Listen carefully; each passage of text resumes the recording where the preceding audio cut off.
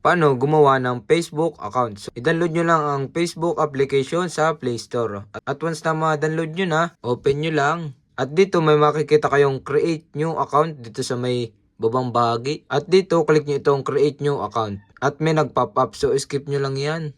Then, ayan. Ilagay nyo lang yung inyong first name, then last name. At once na malagay nyo na inyong first name at last name, so click nyo itong next button. At dito, magse-set naman kayo ng birthday. So, dapat is 18 pataas para makaka-create kayo ng Facebook account. Lagay nyo lang ang birthday nyo.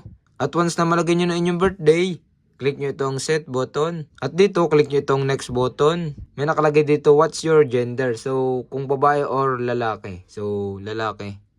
Then, click next button uli. At dito, ilagay nyo na yung inyong number. So, dapat yung inyong number is naka-verify para lumabas yung code. So, kailangan nyo ng code para sa verification. At once na malagay nyo na yung inyong number, click nyo itong next button. At dito, mag-create na kayo ng password. Yan, may nakalagay sa taas. Create a password with at least 6 letters or numbers. Then, click next button. Optional lang yan kung isisave nyo ba yung inyong Facebook account or hindi. Then, agree to Facebook terms and policies.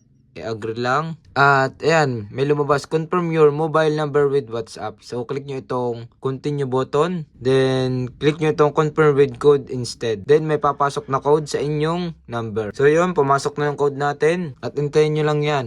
So, ayan na yung ating bagong account sa Facebook. So, may nakalagay dito, add a profile picture. So, skip muna natin yan. So, pwede yung palitan. Yun, nakalagay, welcome to Wade Kabile. Then, click nyo itong skip. At yan, nakagawa na tayo ng account sa Facebook application.